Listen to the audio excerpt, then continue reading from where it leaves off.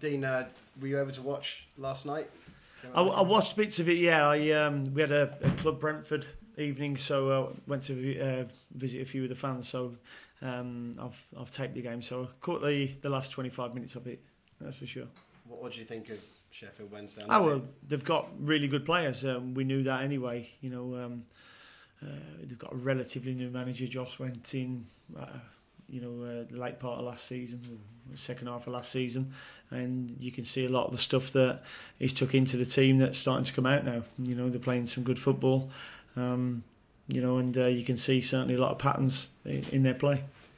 When they over the summer, they seem to have a bit of a problem with whether they're allowed more players in and that sort of thing. I mean, they're reasonably strong anyway, though, don't you think? Yeah, no, they've always had a strong squad there. And maybe by speculating over the last few seasons, FFP has caught up with them, and they've been unable to bring some players in this season. But as you've already said, they've got a strong squad anyway. So probably the necessity to bring them in is not probably as strong as at other clubs. How are you looking injury wise in the squad? Yeah, we're looking okay. I was fortunate enough with my squad to change all 11 on Tuesday night for the game against Southend, and everybody's come through that game okay. So got a full fit squad really, and the only one missing out really is Emiliano, who got injured a couple of weeks ago before the first game, and he's been off feet for a couple of weeks, and we're hoping that he starts back on the training ground soon. And we've also got Rico Henry looking to get on the grass soon as well with us, and hopefully he can come back from a nasty knee injury after almost a year out. How good is it that you have so many options when you make the changes? Some teams do that and they don't get the sort of question marks with players putting their hands up. You've got the opposite. Yeah, no, I mean, it's really pleasing, and the good thing about Tuesday night was we changed 11 players, but if anybody would have came to see Brentford at Stoke on Saturday or Brentford at Southend on Tuesday, they wouldn't have seen an awful lot different in terms of our structure, our style, our rhythm in how we played, and that's a credit to the players, taking in the tactical side of the game, which we know they're good at, but also going out and expressing themselves how we want them to. What do you think when you hear people talking about Brentford this season? As it seems like there's people sort of taking a bit more notice, saying that the way you're playing and the players you've got, that maybe you can go even further. Yeah, I mean, I said before the season started that I don't think we'll surprise as many people now. We've been in the league for 4 years and finished in the top 10 all 4 years, so we shouldn't be a massive surprise. I still think we went and surprised the Stoke public in terms of how we played, but we've got to make sure that we're very consistent in what we do, and we certainly can't be complacent in how we do things, and with the players that we've got and the staff that I've got, I certainly know that's not the case. We certainly know where we've come from, and we have to work for everything, and we'll continue to do that. When it comes off like it did with that goal, I mean, how pleasing is that when you see it, all that you work on come out like that? Yeah, it's great to see. I mean, it was a great goal from start to finish. We won the ball back, popped it round a couple of players, and switched play. And the rest is something that they do on the training ground, regular. So it's really pleasing when that comes off. I mean, the disappointing part is that it should have come off a couple more times as well, and we'd be sat here with maximum points, but it wasn't to be. And that's the beauty of football, that you're still trying to get better and still trying to learn all the time.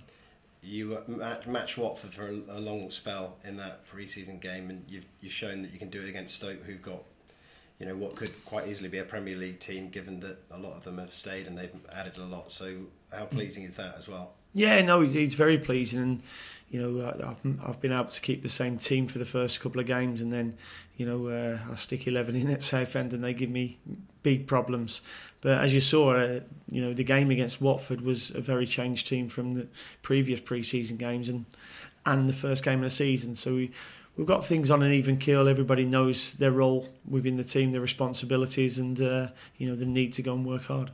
And would you swap that front two that you've got at the moment, if you call it a front two, but Mopai and Watkins as your two sort of forward players? Would you swap that for anything in the league? At the moment, it's very difficult. I mean, there's some very, very good players in this league. Beniki Afobe last week at Stoke didn't do an awful lot, but he's top of the goal scoring charts, I think, with 2 goals. So there's a lot of very good centre forwards here.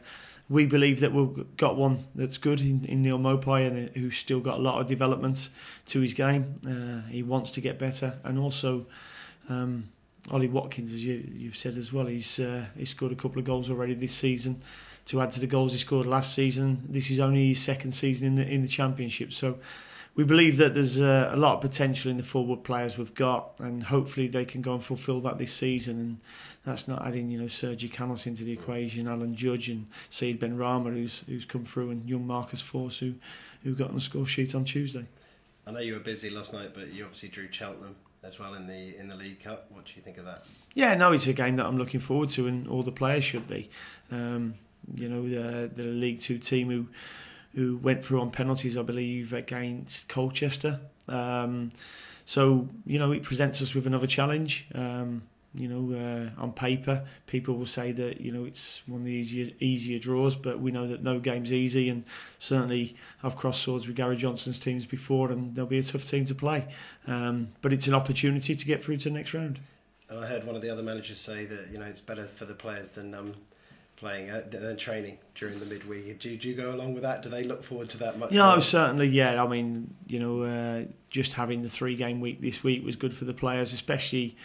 They've worked really hard during the pre-season period, all ready for that first game. And you please 11 players and upset, probably 11 more. So having these games, allows these players who've worked extremely hard to get some game time, which is what they need. Because I said before the game on Tuesday to the players who started that there'll be players in that dressing room that will start 25, 30 games this season, because that's the way football is. You can get injuries, loss of form, and that enables me, by having them games, to know that these players are ready to come in when needed. You've got a really strong record at home. I think it's only 2 defeats in the calendar year. I mean, you must love going back to Griffin Park with the fans really embracing what you're doing as well. Yeah, they are. I mean, and the supporters are a big part of that run.